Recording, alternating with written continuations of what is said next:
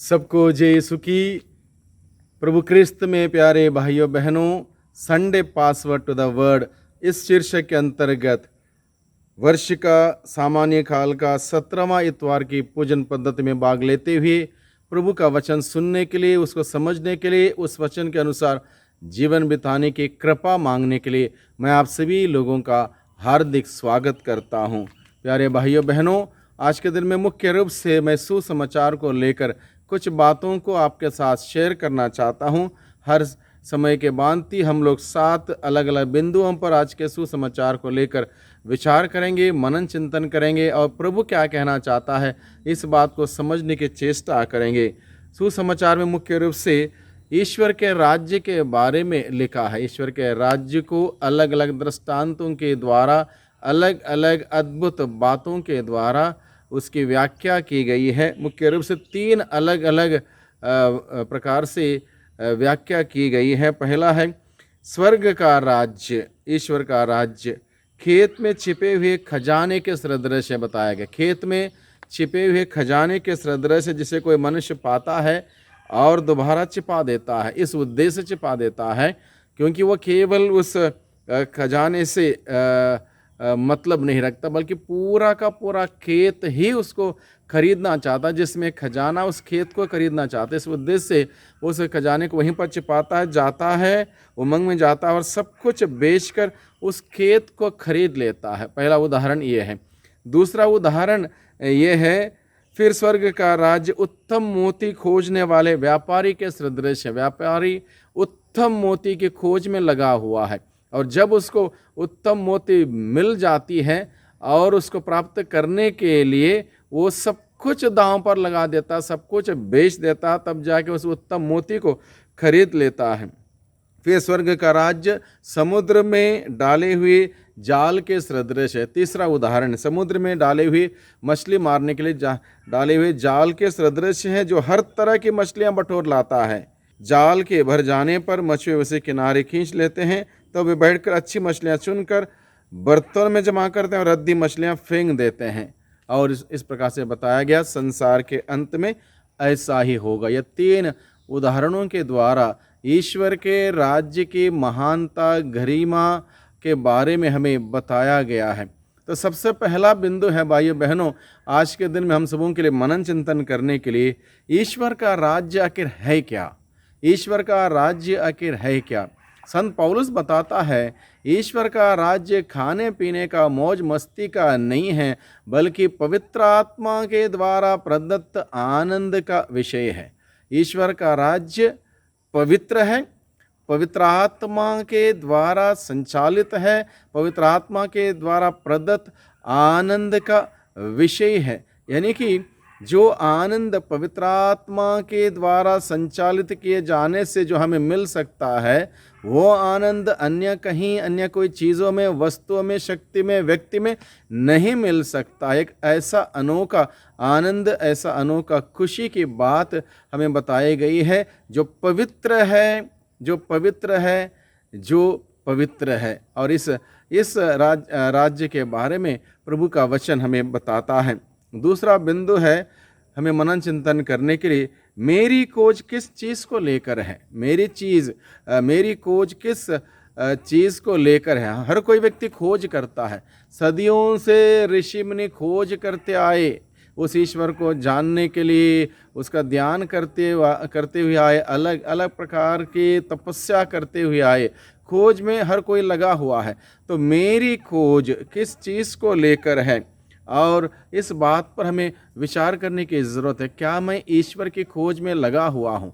स्रोतकर्ता लिखता है, जो ईश्वर की खोज में लगा हुआ है उसका घर भरा पूरा रहेगा। जो ईश्वर की खोज में लगा हुआ है उसका घर भरा पूरा रहेगा। और जो व्यक्ति दुनिया के चीज़ों की खोज में लगा हुआ है, दुनिया के पीछे लगा हुआ है, दुनिया के चीज़ों को अपनाने के लिए, आजमाने के लिए लगा हुआ है, उसकी इच्छाएं कभी पूरी नहीं होगी। वो दुखी और दुखी रहेगा। थोड़ा बहुत मिल गया, उसको और हासिल करने के लिए, और प्राप्त करने के लिए, और अमीर बनने के लिए, और बड़ा बनने के लिए होड़ लगी रहेगी और वो अशांत रहेगा। रहेगा, वो कोई कभी शांत नहीं हो सकता, वो तनाव में रहेगा, वो संतुष्ट नहीं रहेगा। इसलिए हमें इस बात पर विचार करने की ज़रूरत है, मैं किस चीज़ की खोज में लगा हुआ हूँ, मेरी खोज किस चीज़ को लेकर है। दूसरा बिंदु है मनन चिंतन करने के लिए।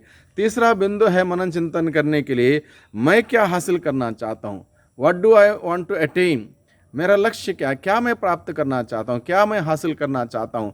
हालांकि हम देखते हैं एक नौजवान व्यक्ति प्रभु यीशु के पास दौड़ता हुआ आया, उसने ये सवाल ज़रूर पूछा, प्रभु अनंत जीवन प्राप्त करने के लिए मुझे क्या करना चाहिए। उसने सवाल पूछा, अनंत जीवन के बारे में सोचता हुआ आया, उसके लिए उसको प्राप्त करने के लिए बचपन से ईश्वर के आज्ञाओं का पालन करता हुआ आया। लेकिन प्रभु यीशु के पास आया, प्रभु से पूछा और क्या करना होगा।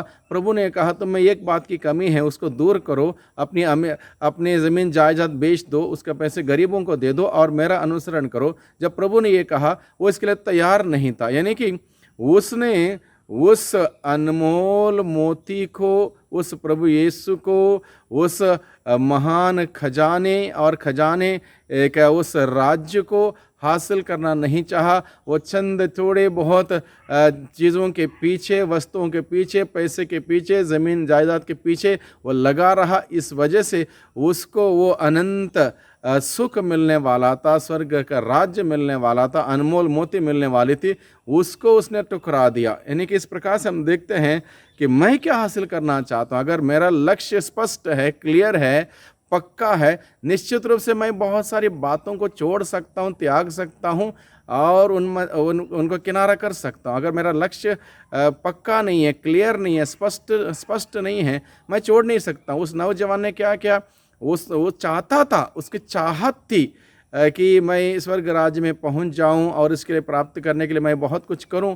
लेकिन वो इच्छा केवल चाहत की तीव्र चाहत नहीं थी, तीव्र इच्छा शक्ति नहीं थी। इसलिए वो छोटी छोटी बातों को, ज़मीन जायदाद को, पैसों को, अमीरी को छोड़ नहीं पाया। चौथा बिंदु है हम सबों के लिए मनन चिंतन करने के लिए, न्याय के दिन मैं कहाँ होऊंगा। जैसे कि तीसरे उदाहरण में हमें बताया गया है, समुद्र में डाले हुए, मछली मारने के लिए डाले हुए जाल के सदृश ईश्वर का राज्य। यानी कि इस जाल को जब किनारे खींचा जाता है, छोटी बड़ी हर प्रकार की मछली उसमें फंस जाती है। अच्छी मछली को वो बर्तन में इकट्ठा करते हैं और रद्दी बेकार की मछली को बाहर फेंक देते हैं। इस प्रकार से संसार के अंत में होगा, प्रभु का वचन बताता है। यानी कि मैं कहाँ होऊंगा संसार के अंत में, यानी कि न्याय के दिन मैं कहाँ होऊंगा, उस अच्छे लोगों के साथ होऊंगा या वो रद्दी मछली के भांति बुरे लोगों के साथ होऊंगा। अगर बुरे लोगों के साथ होऊंगा तो मुझे बाहर फेंक दिया जाएगा। कहाँ? नरक में, ना बुझने वाली आग में फेंक दिया जाएगा। अगर मैं अच्छे लोगों के साथ रहूँगा, मुझे स्वर्ग का सुख मुझे प्राप्त होगा। इसलिए इस बात पर विचार करना बहुत ही ज़रूरी है, मैं कहाँ होऊंगा न्याय के दिन। क्योंकि आज के दिन में हम सोचते हैं सब कुछ इसी दुनिया में है, सब कुछ हमारा ही है, अपना ही है, पैसे हैं, ज़मीन है, जायदाद है, ऐश आराम में जीते हैं। लेकिन न्याय का दिन आएगा एक दिन, जो कि निश्चित है। उस न्याय के दिन मैं ही कहाँ होऊंगा, अच्छे लोगों के बीच में या बुरे लोगों के बीच में, कहाँ पर मैं होऊंगा। ये बात आज के दिन में हम सबों के लिए मनन चिंतन करने के लिए है। और पांचवा बिंदु हम सबों के लिए मनन चिंतन करने के लिए, स्वर्ग और नरक वास्तविकता है, दैट इज रियलिटी। स्वर्ग और नरक दोनों वास्तविकता है। यानी कि अच्छे कर्म करने वाले लोग स्वर्ग जाएंगे, बुरे कर्म करने वाले लोग नरक जाएंगे। यह वास्तविकता है और एक दूसरे के पास कोई नहीं जा सकता। एक बार स्वर्ग गया वो नरक नहीं जा सकता, नरक गया तो स्वर्ग नहीं जा सकता। यह हकीकत है, वास्तविकता है। इसलिए मुझे इस प्रकार के जीवन बिताना होगा जिससे कि मैं बाद में ना पछताऊं। बाद में पछताने से कोई फ़ायदा नहीं। नरक में जाने के बाद कोई पछताएगा, उससे कोई लाभ नहीं हो सकता। इसलिए हम देखें कि मैं कहाँ पर होऊंगा।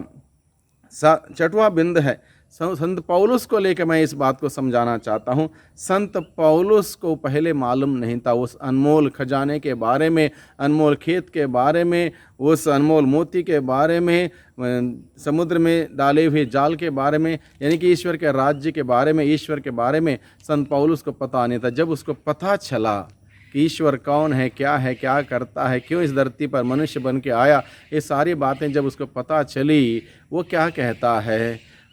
फिलिपियों को लिखे हुए पत्र अध्याय 3 पद संख्या 7 से आगे का प्रसंग में वो लिखता है, जिन बातों को मैं आज तक लाभ समझता था उन्हें मसीह के कारण मैं हानि समझता हूँ। ना केवल हानि समझता हूँ बल्कि उन्हें कूड़ा समझते हुए मैं बाहर फेंक देता हूँ, मेरे जीवन से निकाल देता हूँ। आज तक मेरे लाभदायक था, आज तक मुझे अच्छा लगता था इन सभी बातों को, आदतों को, लेकिन अब मुझे नहीं चाहिए क्योंकि मैं अब मसीह को जान गया हूँ, मसीह का प्यार मुझे प्राप्त हुआ। यानी कि इस प्रकार से संत पौलुस हमें आज के सुसमाचार को बड़े सरल तरीके से समझने के लिए एक मदद करता है। जिस प्रकार से संत पौलुस ने बाकी सभी बातों को किनारा कर दिया और यीशु को अपनाया, यीशु के कार्यों को अपनाया, उसको करता रहा, उसी प्रकार से हमें आज के दिन में प्रभु का वचन में बताता है हम उन सभी बातों को, आदतों को, संगतियों को, विचारों को, कार्यों को जो हमें स्वर्ग राज्य के ओर जाने में रोकता है उसको त्याग दें और प्रभु को अपनाएं, प्रभु का संदेश को अपनाएं और स्वर्ग राज्य को एक दिन प्राप्त करें। और 7वां बिंदु हम सबों के लिए मनन चिंतन करने के लिए आज के दिन में हम परख करके देखें कि प्रभु कितना अच्छा है, कितना सहनशील है, कितना दयावान है, कितना अनुकंपा से भरा हुआ है, कितना हमसे प्यार करता है, कितना प्रेममय है। इन सभी बातों को हम परख करके देखें और जितना हम प्रभु का प्यार का मिठास हमें मिल जाएगी, जितना हमें प्रभु के प्यार की मिठास मिल जाएगी, प्रभु का अनुभव की प्यार मिठास मिल जाएगी, प्रभु के सानिध्य की मिठास मिल जाएगी, हम दुनिया को थोड़ा किनारा करेंगे, दुनिया की चीज़ों को, वस्तुओं को किनारा करेंगे, प्रभु में हम लीन हो जाएंगे। प्रभु को प्राप्त करना, प्रभु की उपस्थिति को प्राप्त करना, प्रभु की उपस्थिति में जीना हम सबों के लिए परम आनंद का विषय होगा और इस प्रकार से हम प्रभु के साथ घनिष्ठ संबंध जोड़े रखते हुए आनंद और खुशियाँ मना सकते हैं। आइए आज के दिन हम प्रार्थना करें। सर्वशक्तिमान पिता परमेश्वर, धन्यवाद देते हैं आज के दिन के लिए। आज के दिन में प्रभु आपने हम सबों के समग्र स्वर्ग राज्य के बारे में हम सबों को अलग अलग उदाहरणों के द्वारा समझाया है। प्यारे प्रभु जी, इस बात को बड़ी गहराई से समझते हुए इसी को चुनने के लिए, अपनाने के लिए हम सबों को हिम्मत, शक्ति, सामर्थ्य प्रदान कर और इस लक्ष्य को पाने में जो भी बाधाएं हैं उनको त्यागने की कृपा शक्ति हमें प्रदान कर। दुआ करते हैं उद्धारकर्ता यीशु मसीह के नाम से, आमीन।